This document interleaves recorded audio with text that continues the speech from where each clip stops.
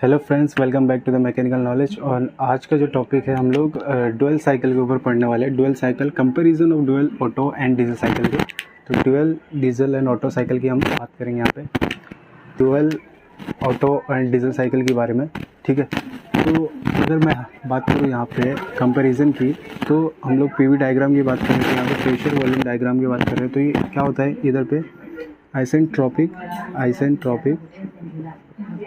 Compression होगा। ठीक है, आइसेंट्रोपिक कंप्रेशन यानी कि फर्स्ट ये पॉइंट से इस पॉइंट पे आइसेंट्रोपिक कंप्रेशन हो रहा है।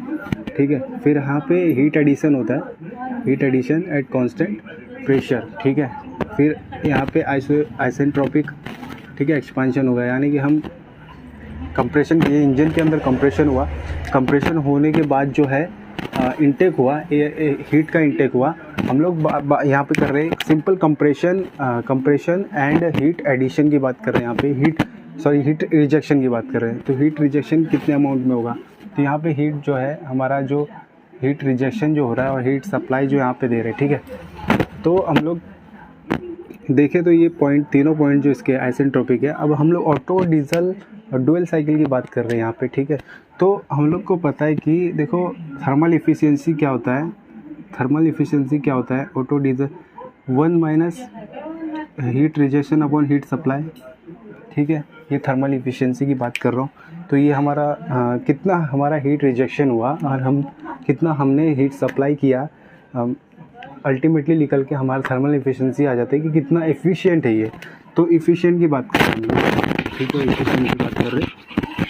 तो हम लोग जो है यहाँ पे मान के चल रहे हैं कि ये जो हमारा है ये ऑटो साइकिल है। मान के क्या चलेंगे कि ये ऑटो साइकिल है। ठीक है, ऑटो साइकिल के कुछ डायग्राम इस तरह है। अभी यहाँ पे मैं डीजल साइकिल की बात करूँ तो ये है डीजल साइकिल। ठीक है, ये हो गया डीजल और ये डुअल। ठीक है, समझ में आ रहा है बिल्कुल। तो यहाँ क्या हो रहा है, यहाँ डुअल में क्या हो रहा है, हीट एडिशन एट 2 पॉइंट में हो रहा है। एक तो यहाँ भी हो रहा है, एक यहाँ भी हो रहा है। हीट सप्लाई 2 जगह पे हीट सप्लाई हो रहा है, लेकिन हीट रिजेक्शन तो एक ही जगह से हो रहा है। ठीक है, तो हीट रिजेक्शन अगर यहाँ पे ज़्यादा हो रहा है तो सबसे ज़्यादा किस में हो रहा है, डीजल में हो रहा है। हीट रिजेक्शन सबसे ज़्यादा डीजल में हो रहा है, देखा जाए कंपेरिजन अगर किया जाए तो। इसके मुकाबले ऑटो साइकिल के मुकाबले हीट रिजेक्शन और ऑटो डुअल और डीजल के मुकाबले में डीजल में सबसे ज़्यादा हीट रिजेक्शन हो रहा है। तो इफ़िशियंसी अगर मैं देखूँ तो इफ़िशियंसी ऑफ ऑटो साइकिल की बड़ी है इफ़िशियंसी ऑफ डुअल से। ठीक है, और फिर उसके बाद डीजल आता है। ठीक है, समझ गए कि अगर इस रिलेशन में बात करें तो ऑटो साइकिल की इफ़िशियंसी ज़्यादा होगी, थर्मल इफ़िशियंसी ज़्यादा होगी, क्योंकि यहाँ पे हीट रिजेक्शन कम हो रहा है। तो हीट रिजेक्शन कम हो रहा है, हीट एडिशन ज़्यादा हो रहा है यहाँ पे। तो हीट सप्लाई जो हम ज़्यादा कर रहे हैं, तो इसकी वजह से यहाँ पे जो है हम मान के चल रहे हैं कि यहाँ पे जो है थर्मल इफ़िशियंसी ऑटो साइकिल की ज़्यादा होगी as compare to both cycle, dual और डीजल की। तो समझिए कि किस तरीके से यहाँ पे प्रोसेस हो रहा है। अगर देखें तो यहाँ पर हीट एडिशन एट कांस्टेंट, अब यहाँ पे पता चलेगा टीएस डायग्राम में हम लोग बात करें तो ये हमारा 0.12। ठीक है, तो हीट एडिशन यहाँ पे क्या हो रहा है, यहाँ पे कांस्टेंट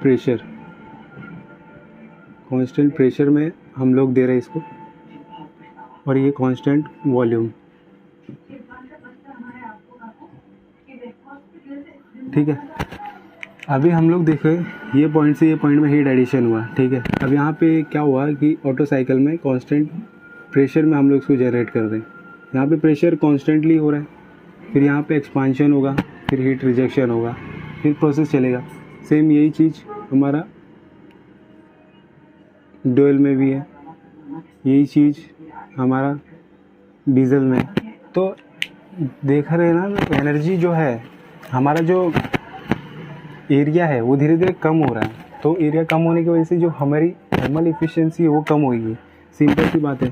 तो यहाँ पे जो एरिया कम होने की वजह से जो टेम्परेचर और एंट्रोपी का है जो डायग्राम है, यहाँ पे ये दिखा रहा है कि हम लोग को जो एरिया कवर कर रहा है ये, तो एरिया कवर लेस कर रहा है टीएस डायग्राम में। तो इसलिए इसकी थर्मल एफिशिएंसी ऑटो साइकिल की यहाँ पे ज़्यादा है। अभी हम लोग कंपेयर करेंगे TS डायग्राम ऑटो और डीजल की। तो ऑटो साइकिल का कुछ इस तरीके से डायग्राम रहेगा, ठीक है, और यहाँ पे डीजल साइकिल रहेगा। तो 1 2 3 3 एंड 4, ठीक है, समझ में आ रहा है। तो ये तो हमारा हो गया आइसेंट्रोपिक कंप्रेशन, ठीक है, और ये हीट एडिशन कर रहे हैं। और यहाँ पे आइसेंट्रोपिक एक्सपांशन,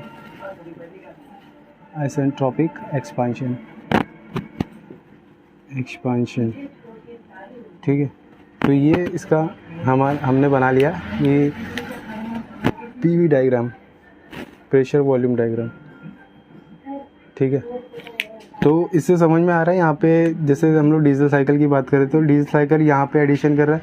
तो हीट रिजेक्शन में क्या हो रहा है इस पॉइंट में अगर हम लोग देखेंगे ना, तो यहाँ पे हम लोग को कंपैरिजन अगर करें तो डीजल साइकिल हीट, इधर भी क्या हो रहा था कि हम हीट रिजेक्शन की बात कर रहे थे, हीट एडिशन की बात कर रहे थे कि हीट एडिशन यहाँ ज़्यादा हो रहा है, ठीक है। यहाँ हीट रिजेक्शन की बात करें तो हीट रिजेक्शन है ना, हीट रिजेक्शन हमारा डीजल साइकिल में कम होता है as compare to auto cycle, क्योंकि ऑटो साइकिल जो है यहाँ पे मोर जगह ले रहा है और यहाँ पे डीजल क्या कर रहा है, जब हीट सप्लाई कम होगा तो हीट रिजेक्शन भी कम होगा, सिंपल है। तो यहाँ हीट सप्लाई ज़्यादा तो हीट रिजेक्शन ज़्यादा होगा ऑटो साइकिल में, तो इसलिए यहाँ पे एफिशिएंसी ऑफ डीजल की मोर हो जाती है as compare to auto cycle से, ठीक है, ऑटो साइकिल से मोर। और फिर ड्यूल,